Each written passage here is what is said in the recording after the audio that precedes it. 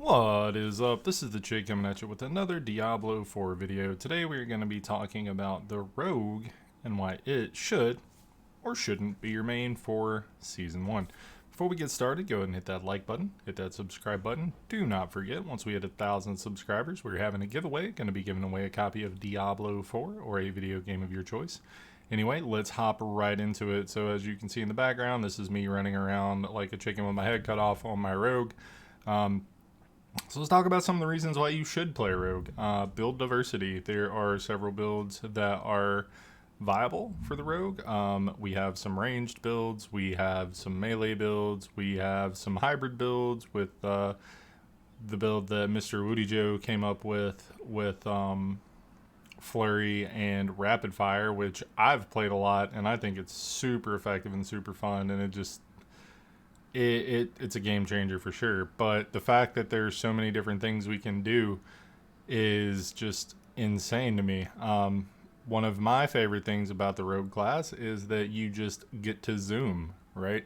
As you can see when I'm playing here in the background, I skip things I don't want to kill. If it's not an elite or it's not an objective, I'm out. There's no reason to be hanging out and not doing anything. There's no reason to be clearing unless one of the objectives is kill all of the enemies in XYZ area. There's really no reason to hang out for that, right? The beginning of the game is super strong for Rogue. The middle of the game is super strong for Rogue. And then the end of the game, it is super strong for Rogue. At no point are you not just incredibly strong and able to do everything.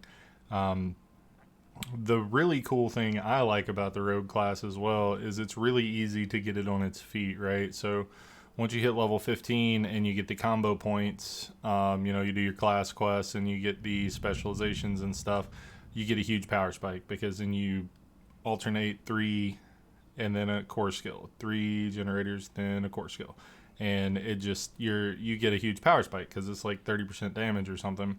And it scales on all of your damage, right? So like if your imbuement is on that skill, it hits that, a lot of the aspects are really easy to get early. A lot of them come from the codex. You can put together a really competent build for the rogue and start rickrolling the game really early by going and doing a handful of dungeons and just upgrading yellows. So you can really hit the ground running with this class, and I think that's really cool to be able to do early in the game. And I'm thinking it is going to be one of the first classes, if not the first class, to hit 100 this season. Obviously, we don't know much about the season theme and stuff yet. We don't know how much of a game changer that's going to be for leveling. We don't know how much of a game changer that's going to be for the XP meta and stuff. I'll be coming out with a leveling guide soon for Season 1, which is super easy and straightforward.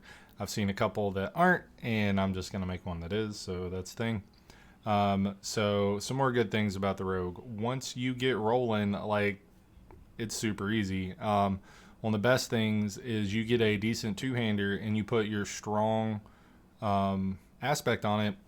If you're playing melee, you never have to reroll that one. You can wait until you get a really strong item and then reroll it later because your damage and stuff on your two-hander doesn't matter. Also, on the other side of that coin is if you are playing a ranged build and you're not using your melee skills, then you can do the opposite. You can put really strong aspects on your weapons that are melee, and you don't have to worry about it until later on once you start actually getting huge upgrades as far as multipliers and stuff.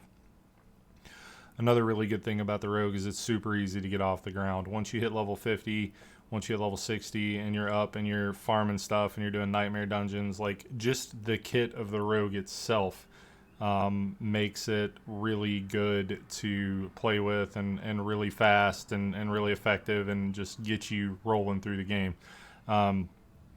Now let's talk about some of the cons of the Rogue. You're squishy.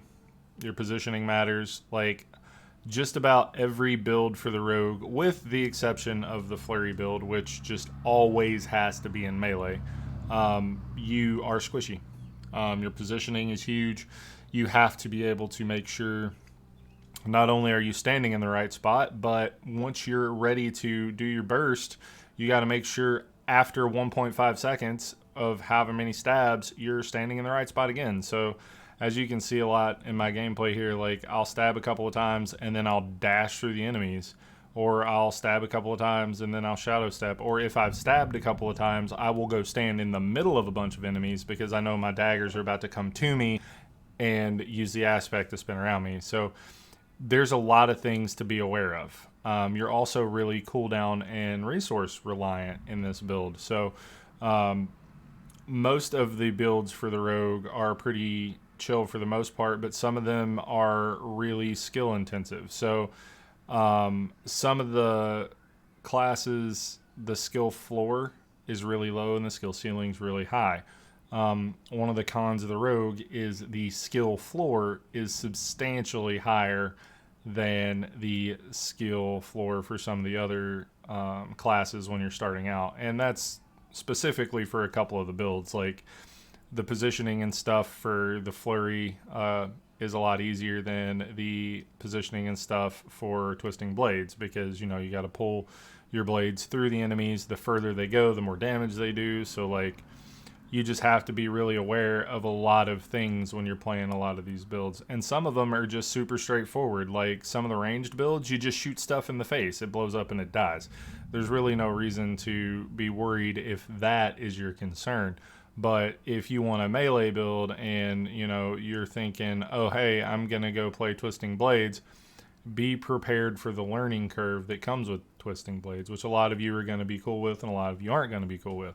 But besides that, you know, that's probably the biggest thing, being squishy in the positional requirements. The TLDR, the class is great. I love it. I'm probably going to main it. I'm still torn between the druid and the rogue. Please feel free to leave it in the comments if you think one or the other would be better, or one or the other was something you'd want to see more content on, etc., because I am 100% going to be maxing both of those. It's just which one am I going to be maxing first. I'm going to be doing a 36-hour stream on release day next week, so make sure you're sticking around for that. That's going to be a lot of fun. And yeah, looking forward to seeing you guys out in Sanctuary. Hopefully this was a little helpful in making you help make your decision here with if you should or should not play the rogue. I personally recommend this to everybody. It does have some beginner-friendly builds and it has some pro-friendly builds. So get out there and try it. And as you get more comfortable with the builds and with the skills, try other things. That's one of the great things about the rogue. Anyway, I'll see you guys out there and catch you later.